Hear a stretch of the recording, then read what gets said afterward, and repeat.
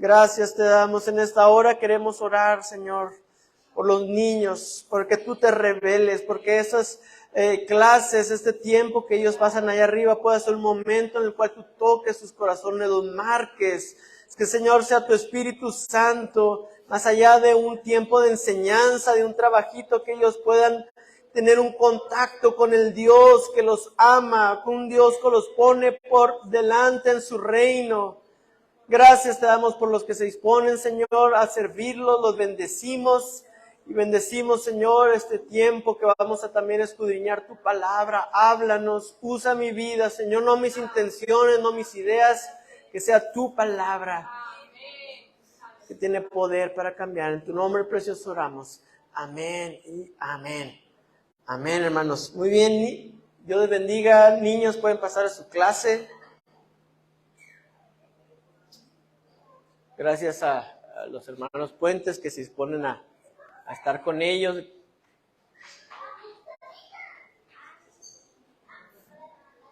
Bien, muy bien, hermanos. Pues después de estas semanas que estuvimos viendo acerca del libro de Jeremías, el Señor ponía en mi corazón, recordaba yo una serie de prédicas que escuché hace un tiempo acerca de la esperanza, y me propuse reescucharlas y dejar que el Señor hablara a mi vida y poder compartirlo con ustedes, y es lo que quisiera hacer en esta hora con la ayuda de Dios. Entonces, bueno, ahí tenemos una pequeña imagen, y yo no sé qué es lo que a usted se le venga a la mente también cuando escucha la palabra esperanza.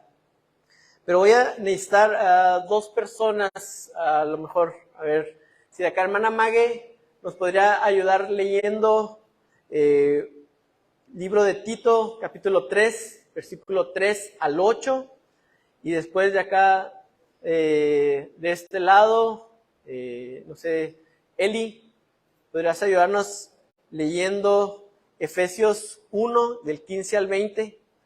Y me gustaría que antes de leerlo tuviéramos en nuestra mente dos palabras, porque ya cuando las escuchemos, me gustaría que veamos que son palabras que el apóstol Pablo repetía en varias ocasiones, que eran esperanza y herencia. Y entonces vamos a ver qué es lo que estaba comentando el apóstol Pablo acerca de esas dos palabras, y meditemos qué es lo que para nosotros representan esas palabras y qué es lo que Pablo quiso decir. Entonces, si me hace favor, si lo tiene, hermana Maggie. Capítulo 3, del versículo 3 al 8. Por favor, todos ahí si pueden seguir la lectura con su vista.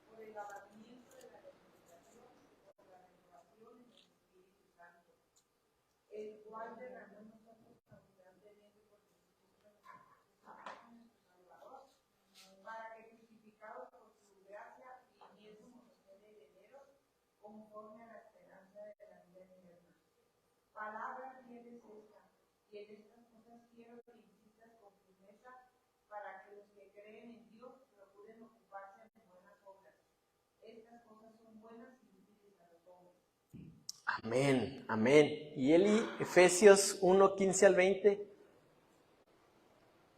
Por esta causa también, yo habiendo oído de vuestra fe en el Señor Jesús y de vuestro amor para con todos los santos, no ceso de dar gracias por vosotros, haciendo memoria de vosotros en mis oraciones, para que el Dios de nuestro Señor Jesucristo, el Padre de gloria, os dé espíritu de sabiduría y de revelación en el conocimiento de Él, alumbrando a los ojos de vuestro entendimiento, para que sepáis cuál es la esperanza que a Él os ha llamado, y cuáles son las riquezas de la gloria de su herencia en los santos, y cuál es su supereminente grandeza de su poder para con nosotros los que creemos, según la operación del poder de su fuerza, la cual operó en Cristo, resucitándolo de los muertos y sentándose a la diestra en los lugares celestiales. Amén. Amén. Amén. Se fijaron en estas palabras y la razón por la que es una serie de enseñanzas es porque el apóstol Pablo principalmente va continuamente a esto, al centro, pone en el centro del evangelio una esperanza. Habla de una esperanza gloriosa, habla de una esperanza, habla de la herencia de las riquezas en Cristo Jesús. Y ahí me gustaría que meditáramos, porque muchas veces como cristianos pensamos que venimos a la iglesia, nos acercamos a Dios con una intención terrenal, con nuestra lista de peticiones acerca de cosas aquí para esta vida. Pero en la Biblia, hermanos, encontramos que hay una esperanza que va más allá y debe estar en el centro de nuestro corazón, y es bueno que la recordemos. Es bueno que recordemos que tenemos una esperanza que va más allá de esta vida, una esperanza que trasciende las cosas que nosotros podemos ver y tocar, en un contexto ahí muy profundo.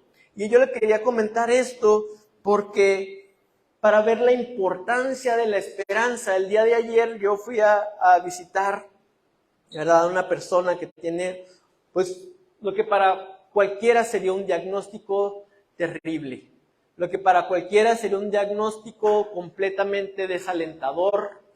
Y yo estoy seguro que hay muchas personas con un diagnóstico semejante que bien podrían entrar en una depresión profunda. Pero el día de ayer yo en el hospital veía a esta persona frente a una enfermedad y frente a un diagnóstico como muy pocos hay en nuestra vida, ¿no? En nuestra vida natural, como muy pocos de duro, de difícil.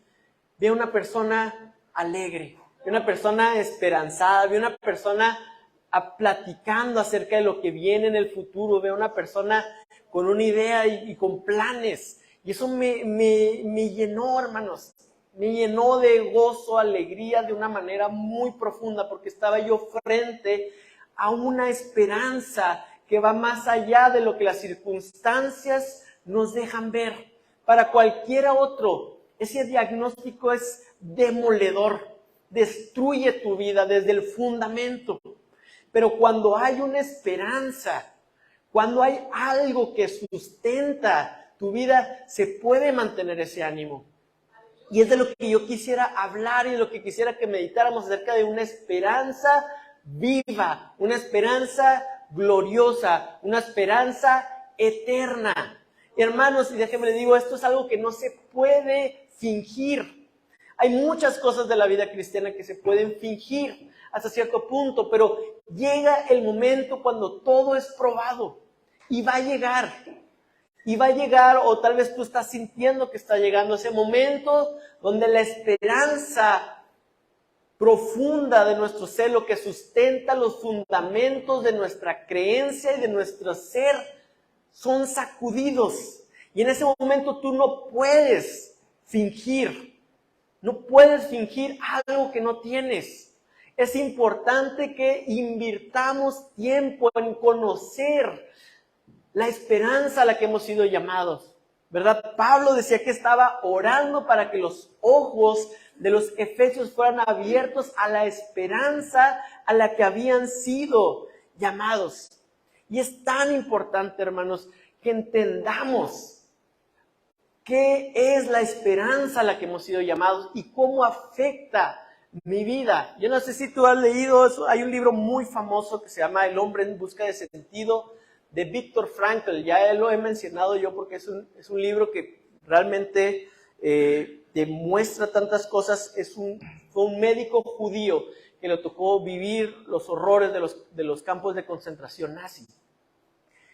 Entonces, este fue un hombre que con su racionamiento médico vivió esta experiencia, analizó a las personas y una vez que hubo sobrevivido, pudo escribir de lo que sucedió allí.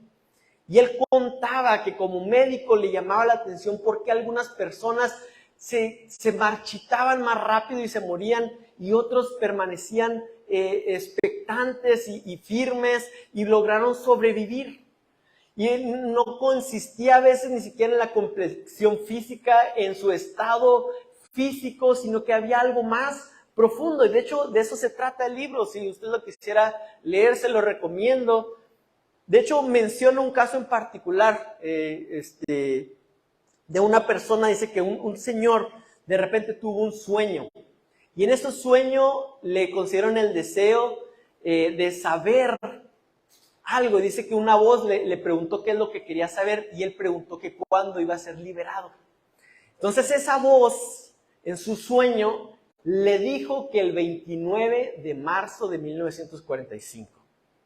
Entonces este hombre despertó de ese sueño convencido que era una revelación y le dio ánimo y estaba él y podía sobrevivir, ¿verdad? Los horrores de una vida en esa condición terribles. Una condición terrible, yo creo que de lo más duro y fuerte que ha vivido la humanidad así, porque fue algo constante, fue algo que la gente vivió años en esa situación. Y este hombre encontró en su sueño y en una fecha específica que escuchó en una voz en su sueño, la esperanza a la cual aferrarse frente a todo lo que iba sucediendo en el campo de concentración.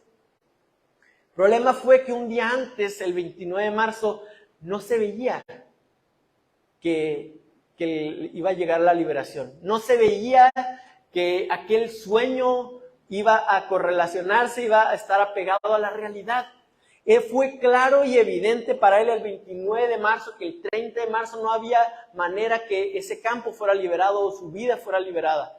Entonces cuenta ahí este médico que a partir de ese día, el 29, empezó a generar una fiebre muy alta.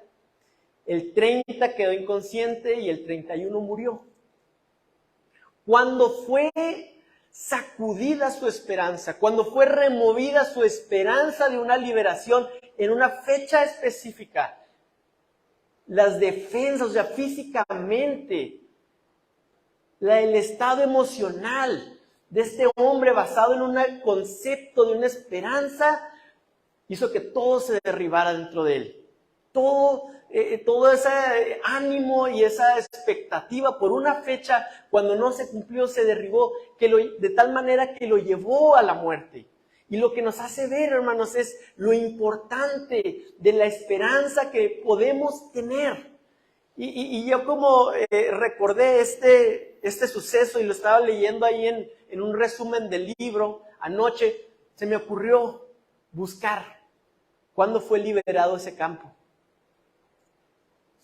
Ese campo donde estaba ese hombre que esperaba ser liberado el 30 de marzo de 1945 fue liberado por las fuerzas norteamericanas el 29 de abril de 1945. Un mes le faltó a este hombre. Pero como su esperanza había sido depositada en algo que se sacudió, en algo que no pudo sostenerse, todo su ser se desmoronó al punto de llevarlo a la muerte. Y eso nos hace ver que como seres humanos, hermanos, estamos sujetos a la esperanza y nuestra percepción de lo que será el futuro. De tal manera que lo que pienso sobre mi futuro determina mis acciones el día de hoy. A mí me pasó, no sé cuántos también les pasó durante la pandemia. Mire, yo cuando me despierto, mi cerebro recorre los pendientes, las actividades de esa semana, de ese día, y por lo general siempre hay como un escalofrío que recorre todo mi cuerpo porque hay una fecha que se acerca, hay un pendiente que no hice ayer y que es para ahora, y la cartulina, y todo ese tipo de cosas, y eso me despierta a mí en la mañana. Y en la pandemia, hermanos, recuerdo esa sensación de que yo despertaba, abría los ojos y mi mente hacía ese mismo ejercicio y iba y venía y no había nada. No había nada, no había una cartulina que comprar, no había, por lo general, mire, yo ahorita ya estoy con lo del concierto y como soy una persona que anda dejando todo para el último y que la carta y que las firmas y esto, entonces, cuando la pandemia, hermanos, me despertaba y llegaba y venía y nada. Y lo que fue provocando en mí fue lo que yo llamaría una depresión de alguna manera, porque pues me quitó todo el ánimo. Yo no fui de esas personas que en la pandemia se pusieron a estudiar idiomas y sacaron su maestría y como muchas otras personas. Yo no pude, hermanos. no pude, o sea, era una cosa que pues, no le hallaba sentido. Y me di cuenta, ¿verdad?, cómo nuestra percepción del futuro y mi esperanza determina las acciones, y no solamente las acciones, mi estado de ánimo que me permite tomar acciones. Y el apóstol Pablo quería que los efesios, ¿verdad?, recibieran de parte del Espíritu Santo una revelación de la esperanza a la cual hemos sido llamados. Y que esa esperanza fuera el fundamento de nuestro ser, de nuestra creencia. Y yo, como les decía, hermanos, es algo que tú no puedes fingir en el momento de la prueba. Ahí, de verdad, este hombre, Víctor Frankl, ahí en los campos de concentración, no había que fingir, no había nadie tratando de aparentar, era la esencia de las personas. Y él notó cómo había alguna gente que logró sobrevivir porque tenían una esperanza. Y yo veo a esta persona, ¿verdad?, con un diagnóstico terrible, pero ella siempre está pensando en lo que viene y en un negocio y en un proyecto y unos familiares que vienen. Y eso es un ánimo, hermanos, que tú no puedes fingir. Tienes que invertir en conocer la esperanza que sostiene tu esencia, tu ser, tus creencias, los pilares de tu personalidad. Para mucha gente atea, y la verdad es que yo no puedo no respetar, porque dentro de los ateos hay gente muy inteligente, muy brillante, pero en la cosmovisión atea, ¿verdad?, donde no existe un Dios, la vida humana es solamente un choque de átomos sin ninguna racionalidad, y todo lo que experimentamos y buscamos tratarle sentido no tiene ningún sentido, ¿verdad? Y para los ateos que se niegan a ver a un Dios detrás de todo lo que sucede, un Dios que ha diseñado nuestra vida a todos los puntos, lo que queda cuando vas por ahí, por ese camino, y realmente eres congruente con esa idea, te encuentras con que nada tiene sentido, que tu relación y tu amor por tus seres queridos, por tu pareja, por tus hijos, son solamente reacciones químicas en el cerebro sin ninguna orden, es solamente reacciones ahí sucediendo y no hay nada trascendental. Y esa es la realidad de una persona que no tiene una esperanza firme en algo que va más allá de esta vida. Y si tú realmente si a lo mejor tú has dudado de la existencia de Dios y no sabes si realmente va a ser, déjame decirte que no hay medias tintas. Puedes tratar de jugar, mantenerte ahí un poquito con un pie aquí, un pie allá, pero cuando te das cuenta hacia dónde va un lado y hacia dónde va el otro, puedes tener la esperanza de un Dios que está detrás de todo lo que sucede, o puedes creer que solamente es el azar y los átomos chocándonos con otros, y que un día cuando muramos lo único que vamos a ver es una eterna y constante oscuridad y cero esperanza en eso. Pero nosotros necesitamos entender, hermanos, que sentimos, el ser humano tiene la necesidad de encontrar un sentido, una trascendencia en todo lo que le sucede, en el amor, en el arte, en la música. Y si tú despojas tu esperanza y un Dios que trasciende el universo, ¿verdad?, lo despojas de esa idea, lo que te queda es puro sinsentido y no vale la pena nada. Y es peligroso incluso porque pues ya todo es solamente una construcción social, ¿no? Una frase muy conocida ahora, una construcción social, la justicia, la moral, el hecho de que tú antepongas el bien de los demás por el bien, es solamente una idea que a ti se te ocurrió, que a la gente se le ocurrió, pero no tiene sentido, a menos de que veas a un Dios detrás de todas las cosas que suceden. Es cuando entendemos eso. Y para nosotros, hermanos, la esperanza, al menos en nuestro idioma, la esperanza conlleva una cierta incertidumbre, ¿verdad? Cuando nosotros hablamos de una esperanza, pues es como que a lo mejor sí sucede, a lo mejor no, más vale, o el miedo de que no vaya a suceder, o el miedo de ir a perdernos, nos mantiene enfocados en algo que creemos que va a suceder. Y esa es la esperanza a un nivel humano. Pero la Biblia, al hablar de la esperanza, no habla de algo que tiene cierto grado de certidumbre o de incertidumbre, sino que cuando la Biblia habla sobre la esperanza, habla de una certidumbre que moldea tu vida, que moldea la vida de los creyentes. La esperanza no es como, no hay una palabra que haya sido traducida exactamente, ¿verdad?, de lo que el apóstol Pablo y lo que la Biblia nos enseña acerca de lo que nosotros podemos creer, porque hay una certidumbre, una certeza que moldea nuestros pensamientos y nuestras acciones.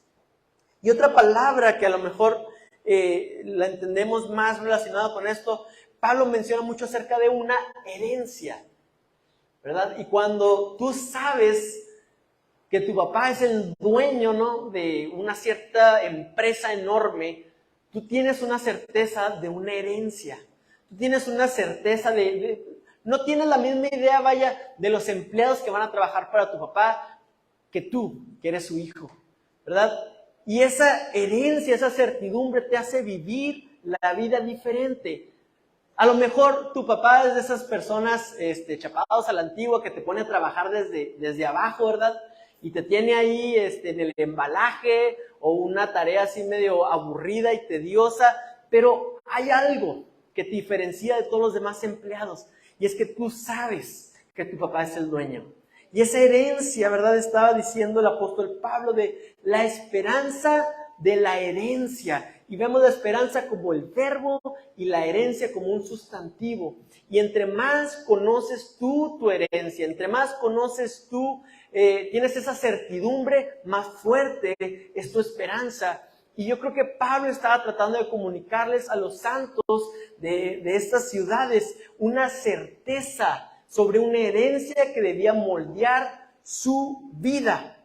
Y en cuanto a herencias, hermanos, en los casos aquí humanos, ¿verdad? A lo mejor usted ha escuchado algún caso de una herencia y hay cada historia con las herencias tremendas, ¿verdad? No aplica tan exactamente como lo que dice la Biblia. De hecho, yo leí hace poquito un libro de un escritor mexicano, se llama Jorge Ibargüengoitia, periodista mexicano, y es un libro que se llama Dos Crímenes, y total, se lo voy a contar para que ya no tenga que leer, porque no tampoco es de que lo recomiende mucho, pero es una historia de un señor que anda huyendo, y entonces se acuerda este hombre que tiene a un tío rico, o sea, la hermana de su mamá, creo, se casó con un señor muy rico. Entonces, pues nunca lo frecuentaba, pero se le ocurrió que en esa necesidad él iba a ir a pedirle dinero a este tío muy rico, y llega y quiere pedirle dinero al tío, y pues ya se ve envuelto en una trama de que el hombre está a punto de morir y está rodeado, no tuvo hijos, está rodeado nomás de unos sobrinos, unos primos de él, y todos andan ahí acomodando la herencia y no saben quién se va a quedar. Entonces llega él, que no lo contaban los otros primos, ¿verdad? Y se empieza a enmarañar todo aquello, y empieza a crecer una incertidumbre en este hombre de que a lo mejor le deja toda la herencia a él. Él nomás iba llegando a pedirle una lana para escaparse, y resulta, todo va pintando como que se lo va a dejar todo a él. Y los primos primero lo quieren echar para afuera, y ya después tienen que empezar a negociar todo en base a suposiciones. Y el señor era tremendo, era un viejito que le gustaba divertirse viendo cómo andaban tratando de manipularlo. Y bueno, de eso trata el libro. Llega el punto primero que le quieren comprar su parte de la herencia a este hombre que andaba huyendo, y luego ya después tienen que, como que lo ven que se va asegurando su lugar en la herencia, y dicen: vamos a firmar un contrato entre todos, y que nos toque lo mismo a todos, porque no sabemos a quién le va a dar el tío loco. Y él decide, en base, bueno, pues él pasa sus noches de incertidumbre, y finalmente firma. ¿Y qué creen? Se muere el viejito, y sí le había dejado todo a este chavo. Millones, terrenos y todo, pero al último tiene que dividirlo por esa incertidumbre. Es un libro divertido, pero pues me dejó esa enseñanza de cómo la incertidumbre frente a una herencia lo llevó a él a perder pues 4/5 partes de lo que le iba a tocar. Pero estamos viendo, hermanos, que nuestro Dios está hablando de que nos está preparando una herencia. completa. Y esa esperanza, no hay incertidumbre en la herencia, sino que hay una certeza firme que nos puede sostener cuando sentimos que todo en este mundo se termina, cuando sentimos que todo lo que sentimos que nos sustenta es removido, la salud, el dinero, la familia. Cuando todos esos aspectos son tocados y van a ser tocados al estar en este mundo, solamente hay algo que te puede sostener y una esperanza de una herencia. Y hermanos, no sé cuántos han escuchado también hay algo que le llaman el mito de la meritocracia. No sé cuántos han oído hablar de esto. Tú sí, ¿verdad? El mito de la meritocracia. Y esto lo que se refiere es como que ciertos personajes un poquito cargados a la izquierda del espectro político, como socialistas y marxistas, pues denuncian la injusticia que es que alguien con ciertas dificultades en la vida le digan que solamente echándole ganas o trabajando duro va a lograr el éxito. Y entonces ellos usan estudios y estadísticas diciendo que la gente que nace en un cierto nivel socioeconómico batalla mucho para salir de ahí, en cambio la gente que ya nace en otro nivel socioeconómico pues se va a mantener ahí, y la meritocracia es como que, es que si tú le echas ganas vas a salir adelante, y ellos te dicen, no, eso es un mito, no existe. Y cuando yo escucho, tengo mucho que a lo mejor podríamos decir, mucho que decir de esto de la meritocracia, hermanos, pero esta gente a lo mejor se imagina que una meritocracia será algo más justo. Porque en realidad, ¿verdad?, denuncian ellos la injusticia de una persona que a lo mejor se levanta a las 5 de la mañana, toma un transporte que le toma 1 hora para llegar a un trabajo durísimo, cargando bultos de las 7 de la mañana hasta las 8 de la noche, y regresa a su casa en el transporte público haciendo un montón de tiempo, y la paga es mínima. Y entonces hay otra persona, ¿verdad?, que se levanta a las 8 y se avienta su licuado de proteína y van al gimnasio y lo van al trabajo en un carro bien bonito, y luego pues es la empresa y del amigo del papá. Entonces su trabajo consiste en unas juntas y unas llamadas, y a las 5 sale y bien suave, y dicen, no, pues es que yo estoy aquí porque le eché ganas. Y dicen, no, es que no es eso, porque realmente la otra persona está trabajando más.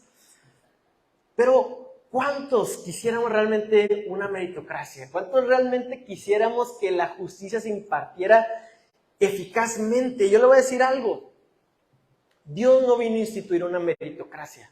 Cuando Dios estableció su reino, Él no vino a decir, en mi reino vas a hacer en base a lo que tú hagas, o lo que tú produzcas, o lo que tú te esfuerces.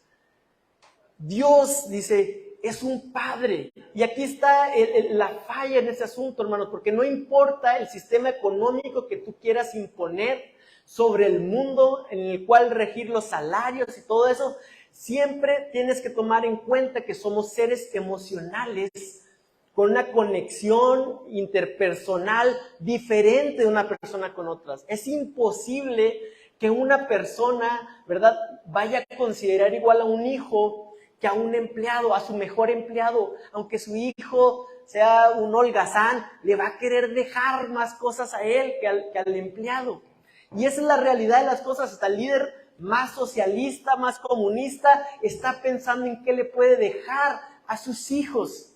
Ahora imagínese si un hombre así está pensando en la herencia para sus hijos. Ahora imagínese el Padre Celestial, la herencia que Él ha preparado para cada uno de nosotros en Cristo Jesús, una herencia de gloria, una herencia incorruptible, una herencia eterna.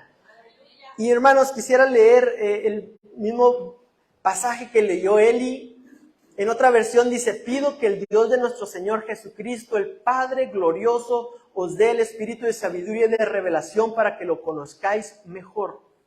Pido también que os sean iluminados los ojos del corazón para que sepáis a qué esperanza Él os ha llamado, cuál es la riqueza de su gloriosa herencia entre los santos y cuán incomparable es la grandeza de su poder a favor de los que creemos. Ese poder es la fuerza grandiosa y eficaz que Dios ejerció en Cristo cuando lo resucitó de entre los muertos y lo sentó a su derecha en las regiones celestiales. Hay una fuerza, dice aquí Pablo, hay una fuerza eficaz, hay una fuerza grandiosa que levantó a Cristo Jesús de los muertos, que opera a nuestro favor. Está operando a nuestro favor, no está basado en una meritocracia, no está basado en cuánto tú puedas hacer o darle a Dios, porque en realidad no le podemos dar nada. Pero nuestra esperanza yace en que tenemos un Padre que ha preparado una herencia perfecta para nosotros y que hay una fuerza, que Él ha dispuesto la gracia para hacernos llegar. Hay un favor detrás de tu vida, de todos aquellos que lo conocemos y que creemos en Él. Hay un poder, hermanos, y esa es una esperanza que necesitamos tener. Y como el apóstol Pablo decía, oraba por ellos, que fueran iluminados los ojos del corazón. Y esa es la oración que yo quisiera tener estas semanas, hermanos, al estar hablando sobre la esperanza. Porque la esperanza que encontramos en la Biblia, la esperanza que nos vino a dar Cristo Jesús, afecta todas las áreas de nuestra vida. El hecho que tú conozcas esa esperanza, el hecho de que tú la arraigues en tu corazón, va a transformar tu forma de ver la vida. No estamos aquí, hermanos, solamente para ver qué podemos obtener de Dios. No estamos aquí solamente para que esta vida yo que puedo lograr de Dios. Mi tiempo aquí en la tierra es tan corta comparado con la herencia. El Señor ha preparado una herencia para que disfrutemos durante la eternidad. Y nosotros a veces solamente nos queremos enfocar en estos años que tenemos aquí. Y la esperanza, hermanos, y la razón por la que Pablo oraba que fueran abiertos los ojos, es porque es muy fácil que nuestros ojos sean cegados por la gloria de este mundo. Es muy fácil que nuestros ojos sean cegados por lo que este mundo puede ofrecer y que perdamos de vista la esperanza gloriosa y eterna que tenemos en Cristo Jesús como hijos de Él, no por lo que hicimos, sino porque Cristo nos injertó, dice en otra parte de la Escritura, ¿verdad? Nos hizo parte de una familia. Del hombre, podríamos pensar, imagínate que te injertaran, te hicieran parte de la familia del hombre más rico y ahora tú tienes parte en esa herencia. Pero es algo muchísimo mejor, es algo muchísimo mejor que afecta tu relación con tu familia, tu relación con tu trabajo, con tu dinero, con tu éxito laboral, que va a transformar la manera como tú te ves a ti mismo, tus características físicas. La esperanza de gloria toca todas las áreas de nuestra vida y debemos dejar que transforme nuestro ser. Amén. Que pidamos, hermanos, como oraba Pablo por Tito, por Éfesos, por los Efesios, que el Señor abra nuestros ojos a la esperanza gloriosa que tenemos en Cristo Jesús. Amén.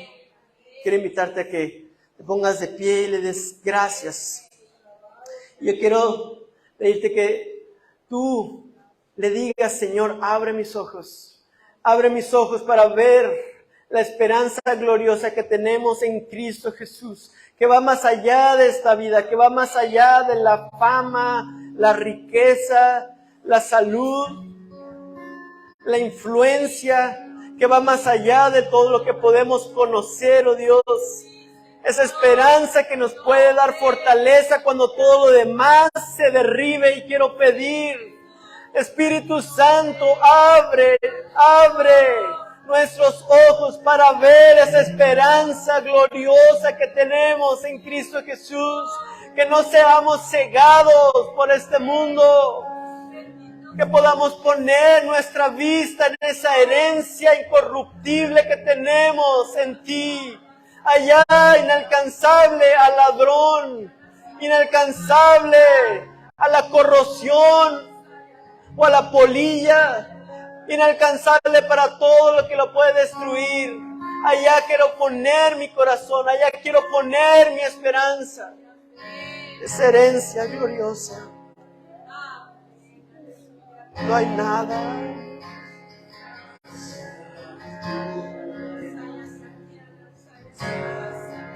Amén, Señor. Eres tu Dios, poderoso Rey. Eres tú, Cordero de Dios.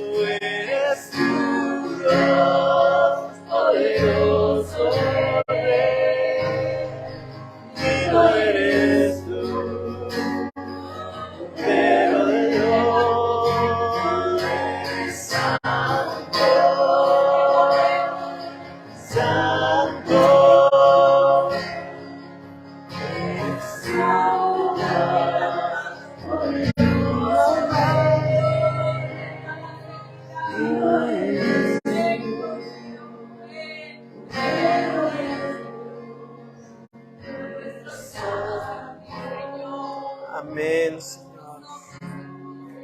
Amén, Dios, que podamos entender esa esperanza a la cual hemos sido llamados, esa herencia que tú compraste para nosotros con tu sangre preciosa, Señor, no con oro, no con las cosas valiosas de este mundo, sino con la sangre del Hijo de Dios, el Cordero perfecto. Gracias, Señor. Gracias te damos. No hay nada mejor.